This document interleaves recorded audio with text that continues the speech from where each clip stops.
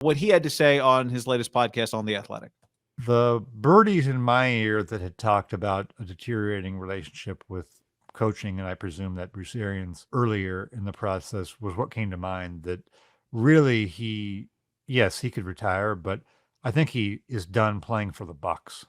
That was my impression. And I don't think there's a lot of places he would go. And frankly, he would need the Bucks' help because he's under contract to them.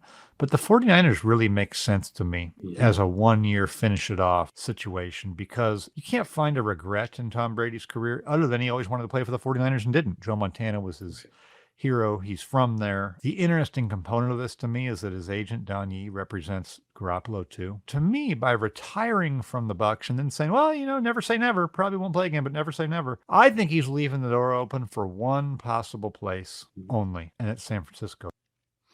That comes after Rich Ohrnberger, former NFL player, now Fox Sports Radio, said Byron Leftwich and Tom Brady were reportedly responsible for the entire offensive game plan.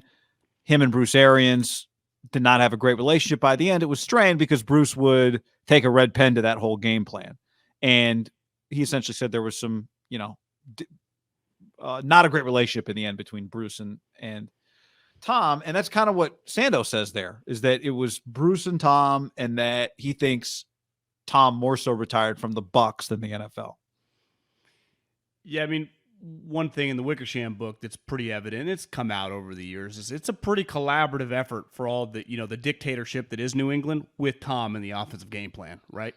He really became a Peyton Manning level figure there with just it wasn't you're going to do this. It was he was playing a part of it throughout the week. One of the things in the book specifically about Tampa is that they were bad when it started, and it got better when they started doing the stuff Tom wanted to do offensively. Like, ultimately, Bruce, who is a fantastic coach, we're nitpicking him because ultimately he is, a top 8-9 head coach in the NFL, but his operation's a little loosey-goosey. It just is. And, he hires, he has, to me, a Harbaugh quality. He hires really good assistants. Like, their assistant coaches are really, really good. And they were in Arizona, and they are, because he basically just got the band back together. My question is this. One thing that I can't get out of my mind, and I've mentioned this before, is he did have his dad sit down with Man of the Arena and cry talking about his son's career and retirement. Like, that's, does he give his dad, because ultimately he is producing this thing, does he want him doing that if he's even thinking about it? Like, what's the rush? You could put out the video in July. Like, they're not in any, ESPN will do whatever you tell them to do. So to me, that does keep this as a pretty big hypothetical still. But, and the other element that's like tangible, 2 years ago, Kyle told him no. Kyle told him to kick rocks. And the story that you and I have talked about before that ultimately came out, which was Tom gave Welker the nod or the inside information, like, bro, I want in. And then Kyle had not all just of his, I want in. If I will come to you guys, I won't even talk to anybody else. I'll be a 49er tomorrow. I'll be a 49er. I'm not going to do a tour. I'm not going to talk to anybody. You say the word, I'll be a Niner. And he would have come cheap, right? I mean, hell, he went to Tampa for $50 million. Multiple years. I mean, that's basically what they were paying Jimmy. Remember, part of that story was then Kyle gives everyone in his offensive staff the project of just watch all Tom's games. Welker, McDaniel, LaFleur at the time, Kyle, I'm sure John Lynch, Adam Peters. And they kind of came to the consensus of like, what the hell is this guy's trending the wrong way and went with Jimmy. Like, that happened. Mm-hmm. And Tom, I wouldn't say he's petty to Bill's level, but, we've all now seen 7 million documentaries on this fucking guy. He doesn't forget. And you and I talked about this before we hopped on here. Listen, things changed 2 years ago from the 49er standpoint. I would say Kyle Shanahan's proven to be pretty headstrong too. Is he just going to kiss his ass? I'm not saying he shouldn't. He should. But I don't know. I do just wonder, because that feels like everyone's going, if he wants to win, the thing that makes no sense with even the Miami element is Miami's not very good on offense. And this coach, we love him, and I think the internet loves him. There's a big difference between the internet loving you and he's never won a game. He's literally never called plays. So from a football standpoint, the Dolphins make no sense. The 49ers make a lot of sense. From a personal standpoint, that's where I want it to happen. We've stated this many times. I still am at the point where I'll be very, very surprised if there's like a tangible, like they're going to meet. I'd be like, fuck. So, first of all, if it's going to happen, it's going to happen when Kyle is in Cabo, because everything happens when Kyle is in Cabo. I'd forgotten this. We know the Stafford stuff happened while Kyle was in Cabo. He watched tape of Tom while he was in Cabo 2 years ago. So Cabo is where He's probably there right now, don't you think? It's where quarterback stuff doesn't happen for Kyle. The stuff that he wants to happen doesn't happen. To me, the relevant part of what, for me, the most relevant part of what Sando said was the Bruce Arians part. If Tom was on another team, if Tom was on the Niners, let's say 2 years ago, would he have walked away today? When I say today, I mean this year. Or would he be coming back for a third year on the 49ers?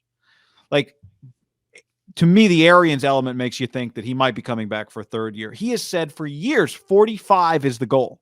And he retired before he was 45.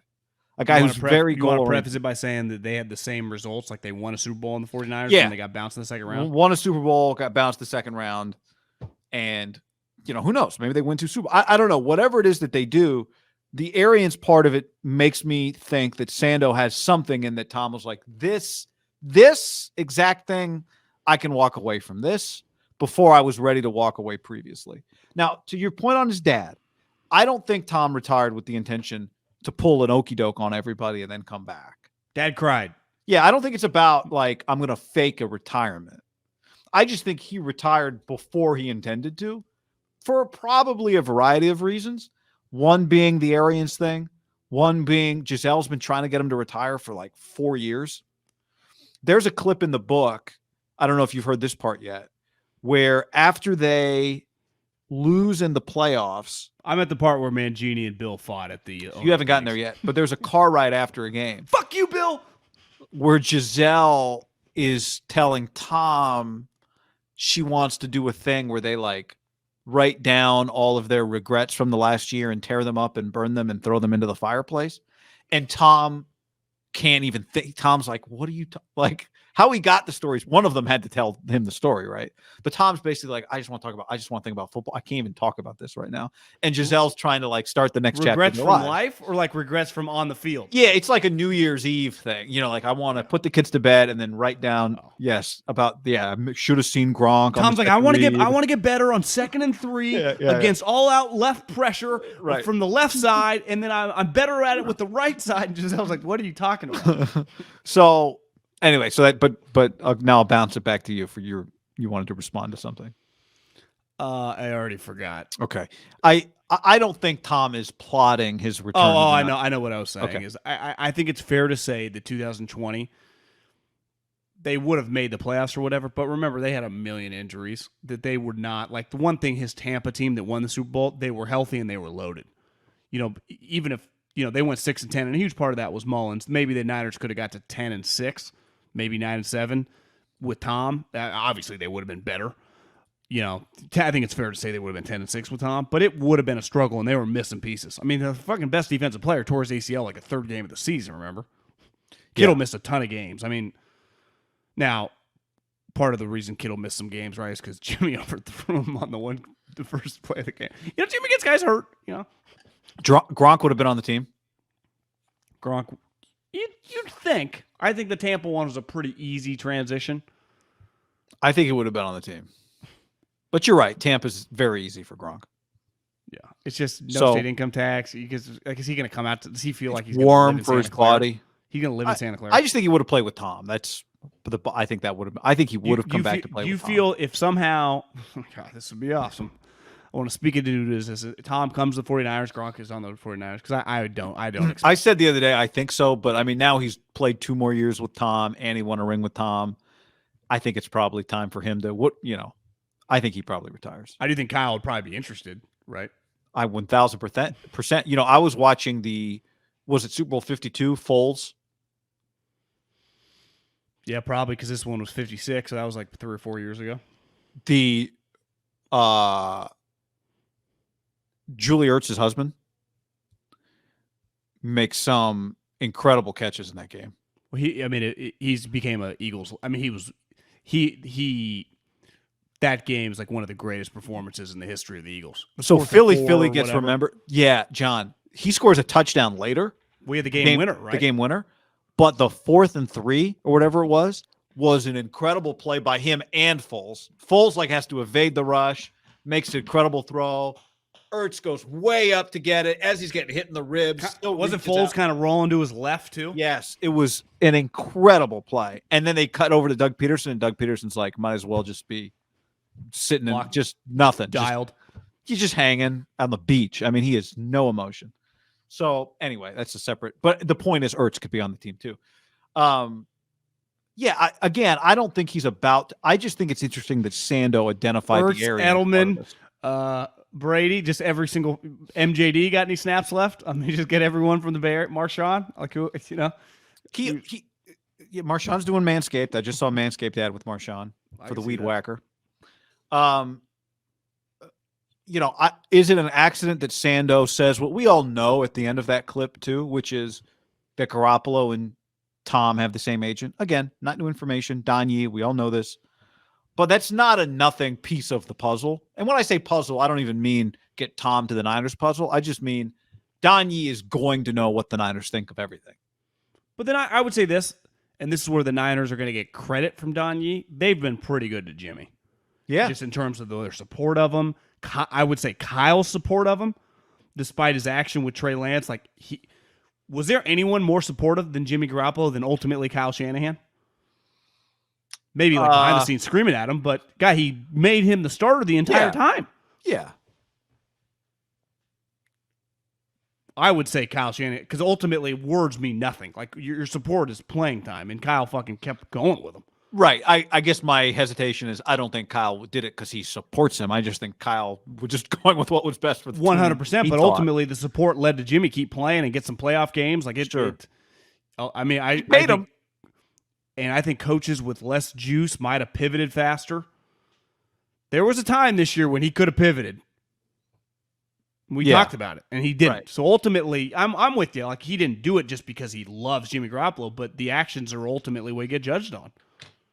Yeah, I just think there is enough stuff here that I don't dismiss this Tom Brady discussion as impossible and completely unlikely. It is unlikely.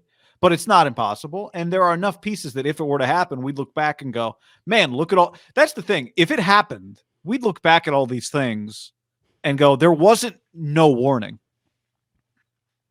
And Don Yee's involvement is one of the elements that I think we would point to. I don't expect this to be something that lingers to the summer because ultimately it's a new offense. I would think that Tom would want to spend some time with Kyle. Because if you're coming for one reason only, right? This might be my swan song. We're going to fucking win this whole thing. I'm not coming to just play for the Niners for a year, get 9 or 10 wins, right? I'm going to come to try to win a Super Bowl. Yeah. Well, I think you're coming to play at 45, that too. Like it's a one and done Super Bowl. But you're going to want to have success. And to me, success would equal spending time around the Niners and the offense, right?